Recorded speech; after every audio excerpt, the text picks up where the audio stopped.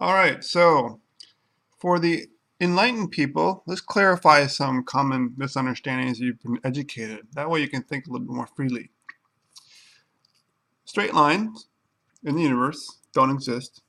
They only exist as a concept. So that would mean that any shape created by a straight line, such as a square, a rectangle, or a triangle, don't exist in the universe, in nature. They only exist on paper. Now, we can design things that have these shapes, relatively speaking, within a tolerance, right? So it wouldn't be exactly a square, but it would be plus or minus something to build bridges and buildings and things like that. We're just making things common. Okay, another fallacy in math is that 1 plus 1 equals 2. Reason why we know this is a fallacy, relatively speaking, is true, right? So I can have one thing added to another, I have two. I can have two chairs, that kind of thing. But in reality, there's nothing identical in the universe. So you can't have two ones and add it together and make a 2. You can have a 1 plus a 1 plus a little bit more or minus a little bit more, and then it would be equal to 2 plus a little bit more or minus a little bit. There's no but see, that's conceptual as well, because there is no such thing as exact one in the universe. I mean, which one would be the standard? If you had a chair, which one would just randomly pick one be standard? Okay? So the other issue is you got straight lines, you got that, you got the 1 plus 1 equals 2. It's only a concept. All right, so this is good in common day life, everyday life. I want to order something, I need a whole bunch of parts, I want them relatively the same.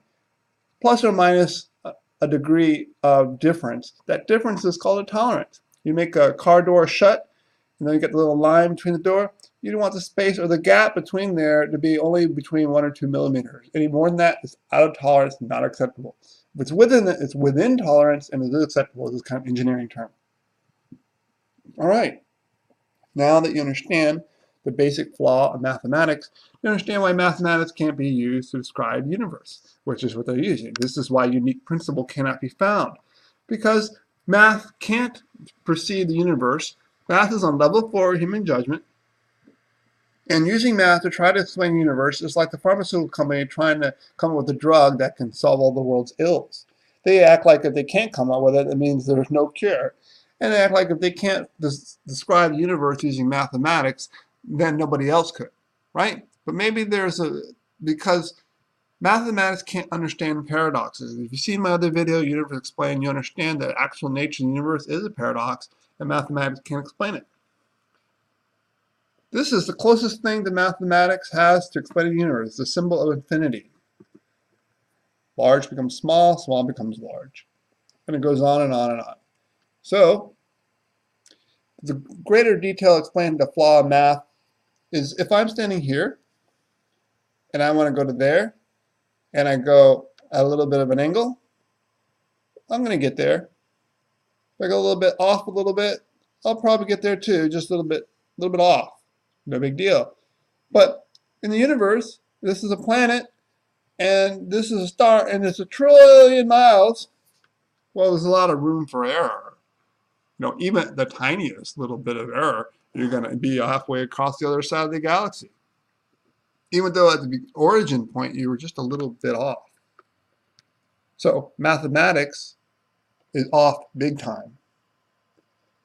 Okay, and the reason why is because there is no identical numbers, and they add similar numbers to each other. They're doing 1 plus 2 plus 3. This is all a concept, and is in reality not even possible.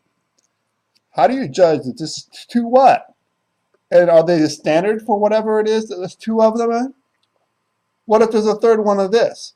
What's the standard for it? It's impossible. So these flaws cause separation and disparity, and therefore they have laws for the space and they have laws for atoms and stuff, but they don't have a relationship. And what they're looking for is unique principle, and they can't find it.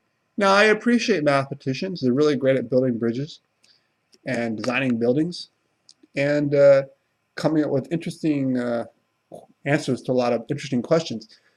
But they can't explain reality. Math is a concept, and it just can't do it. And I understand they're very good at math. And they can think way analytically far more than a lot of average people. And it would be nice if they could come up with a solution mathematically. It's like a boxer, way good at boxing than me, but he doesn't say that he can solve the world's problems through boxing.